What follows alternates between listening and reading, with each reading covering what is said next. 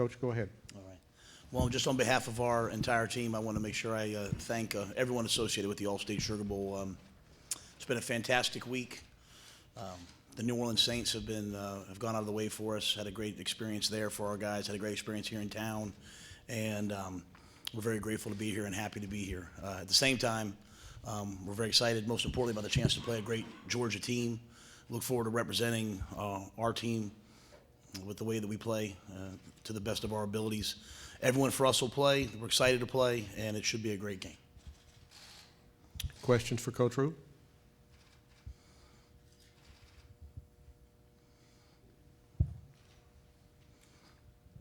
Looks like on the left towards the back, Coach. John Warner, Waco Tribune Herald. Thought I'd get this one out of the way early. Have you been contacted by any NFL teams, and do you think it's been a distraction at all this week? I've not been contacted by anybody, but I mean, it's certainly a distraction in that our guys are answering that instead of talking about the game, which I hate. But you know, I was talking to James Lynch yesterday. Like he said, it's part of my job. When our players play well and when they do things like they've done, going from 1-11 to the Sugar Bowl, people are going to take notice of not just me but my staff. I've had guys on my staff offered, you know, Division I jobs this year. I've had head coaching jobs. And we're pretty committed to being at Baylor. It's a wonderful place. And so I hate that it's even a storyline for our players, but they've handled it really well, and they're used to it. It's been every year it's been that way. We'll stay on the left towards the center of the room. Yeah, Murray Poole, Bulldog Illustrated. Coach, describe James Lynch, what makes him a special football player. I know he's Big 12 Defensive Player of the Year, All-American, first team, and just what kind of guy is this? Relentless, apparently, on the field. Yes, sir. I think one of the things about James is he's tremendously athletic for a big man. You know, he's 300 pounds, but he runs a shuttle like a secondary player. And so it's really his quickness that it's allowed him to have the production that he's had. And he's a relentless player, really smart player. But I want to make sure I say this. He's a really, really good athlete, too. And, you know, most of his sacks come out of a three-man front, you know, where he gets double-teamed.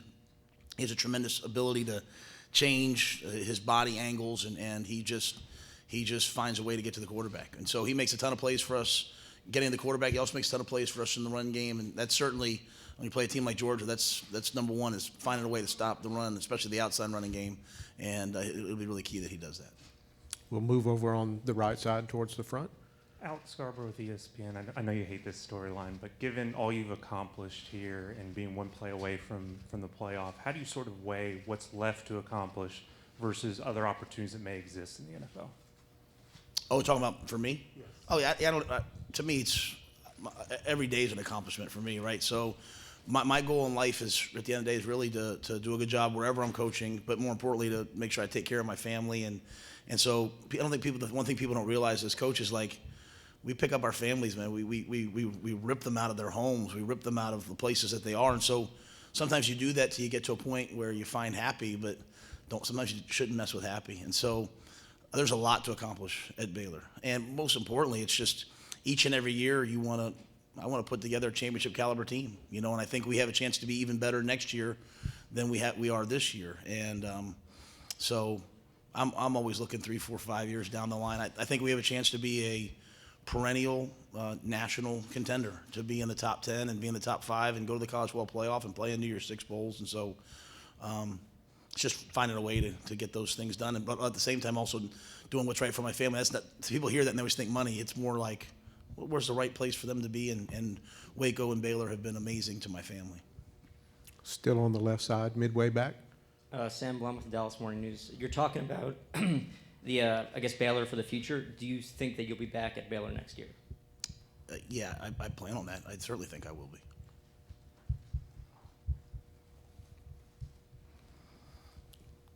I believe, we got on the front row on the left. Coach, 2 questions for you. One is, what is Jake Fromm's best attribute, and will this be the best defense you have faced this season? Well, I think in terms of Jake, you can see a player who's extremely intelligent, gets him in the right play. You know, we face a lot of offenses where they look to the sideline, you know, and then they kind of go back. You know, he's a pro-style quarterback. And when I say pro-style, he's getting him in the right protection, getting him in the right play. And that makes it really difficult on defense because you have to disguise, you have to try to throw them different looks. and he's got a big, powerful arm. You know, I mean, he's pushed the ball down the field and made big plays. He's also athletic within the pocket, gets outside the pocket, keeps his eyes down the field. So he's a threat in a lot of ways. He's certainly one of the best quarterbacks we've faced this year. Defensively, this is by far the best defense we've faced. And that's no disrespect to people in our conference. There's a lot of great defenses in our conference, and there's a lot of difficult defenses in our conference. Just as a fan of college football, I've enjoyed this week just seeing the different styles of team, you know, like just watching, not this week, but this preparation, watching all the different teams in the SEC. And last year we played Vanderbilt. You know, you hear a lot about SEC versus this conference versus that conference, but it's like night and day the styles of football that we see. Really, the only Big 12 type team in the SEC that I watched, of the teams that I watched, was really LSU, and what they're doing is kind of setting everyone, you know, they're doing it better. But so it'll be interesting just to see the different styles. You know, like we're two teams that held each other under 20 points a game, and we do it with 3 down, they do it 4 down. But you know, I think Coach Smart's brilliant in what they're doing. I mean, they play so many different guys on defense. They have different packages. They rotate in and out. I told our guys, our coaches were in their game planning and taking notes. I said, guys, you have no idea what they're going to do till the first snap of the game, because they do something different every game. And so, but yeah, it's certainly one of the best defenses, and they've got great players.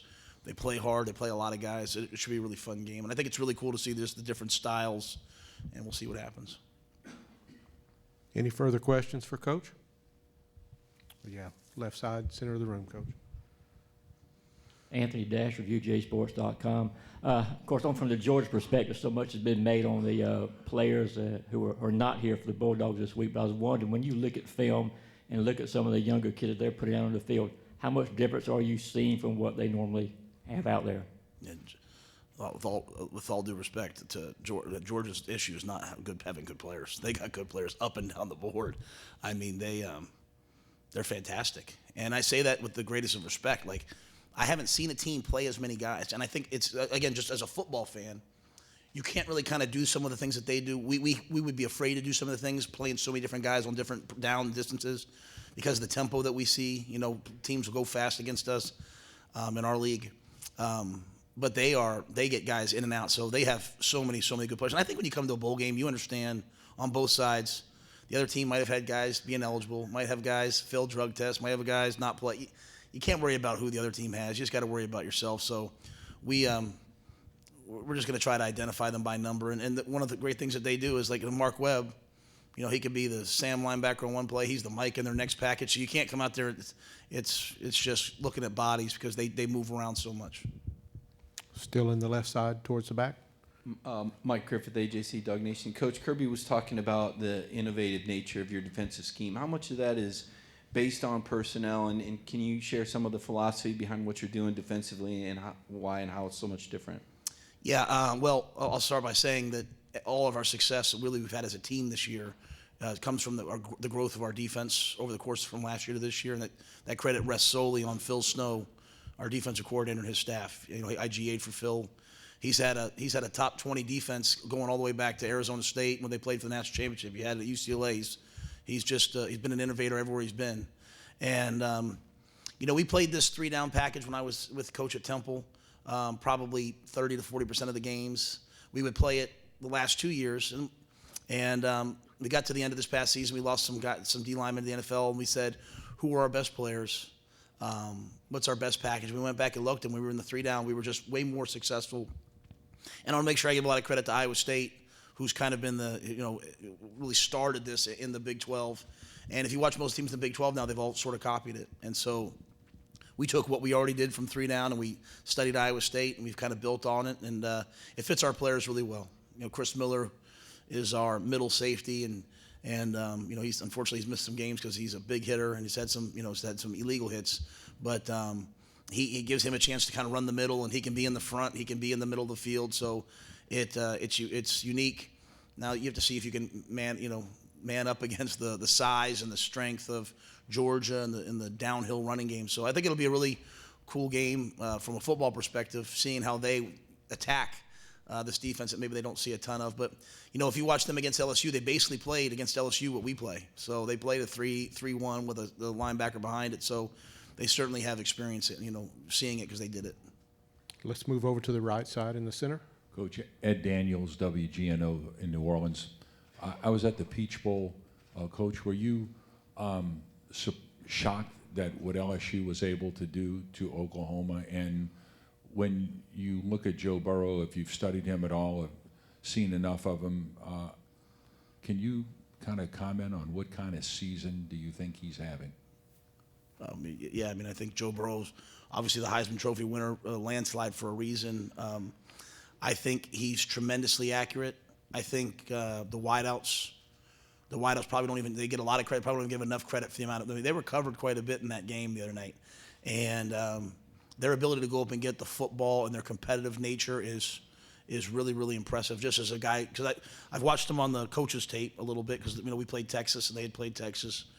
I think that they're what they're doing is really historic so far. And I think one of the things I like about Joe is he puts people in a real conflict with his ability to run and keep his eyes down the field.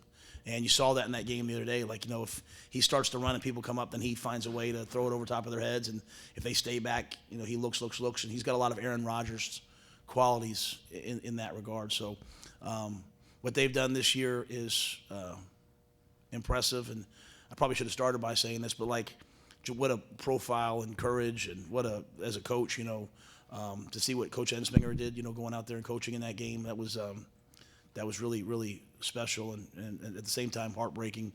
But I think Oklahoma's a great team. I think Oklahoma just kind of, sometimes you have one of those games, man, where it just hits you before you know it hits you, and you're trying to regroup and get back in it. But LSU looks like a team that's on a mission, and obviously Clemson's been there before. So as a fan, I can't wait to just sit back and watch it on TV. I think the microphone's on the left towards the back. Yeah, Matt, how good has this 3-week break been for Charlie Brewer, and what are you seeing from him in practice?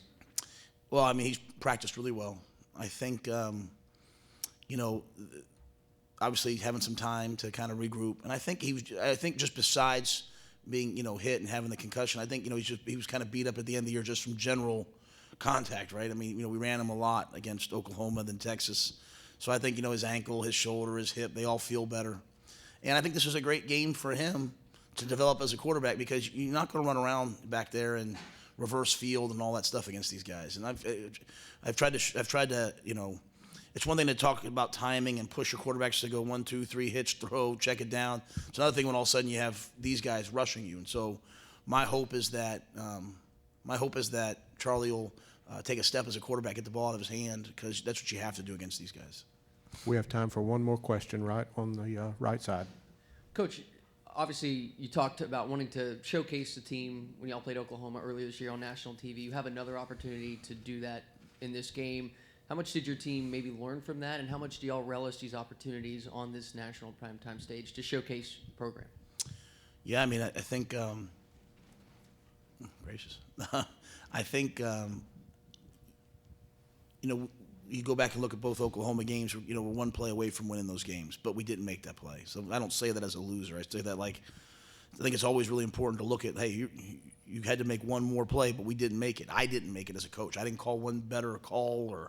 So part of it being the first time is that, you're learning as you go. And really when after the game, you look back and say, you know what, we didn't get it done, but here's where we can improve. And so, I don't think you heard me say, well, I didn't feel sorry for us that we played our third string quarterback, to get we played our third string quarterback, and he's going to go out there and play well. And so I think for me, those games were great steps for our program. Now, as I told them, the last game we played the top number 5 team in the country and we just lost, right? Well, here we have a chance to go play the number 5 team in the country again. And if we're competitors, if we're tough, if we're the team we want to be, then we have to go out there and fight them and understand that this will probably come down to one play, and we've got to make one more play yet again. And so I think our guys have practiced that way. Our guys have trained that way. I want to make sure I say this. I've tried to sound very grateful, because I am very grateful to be here. And it kind of, I read one of the things kind of comes across like I'm saying, hey, we're just happy to be here. We're not happy to be here. We're happy to have a chance to go compete in this game. This is the Sugar Bowl. This is an opportunity to go out and play a great team in Georgia. This is a great, great football team, and so that's been here before. So for us, Let's go out there. I expect our guys to go out there and fight, scratch, and claw. And it's no longer about being here. You know, now it's about, hey, let's go win one of these. Let's go find a way to make the plays it takes to do it. You know, and so that's where we are as a team. We have to make that next step. Like we can't we get in the Big 12 championship game. We give up a missed tackle to CeeDee Lamb for a 80-yard play, and then we kind of play great defense after that. There's no time for that versus these guys. So my hope is that our program takes a step in this game, and we fight, scratch, and claw, get the game down to the end, make one more play than they make, and we find a way to win the game. Coach, thank you for your time. Thank you very much.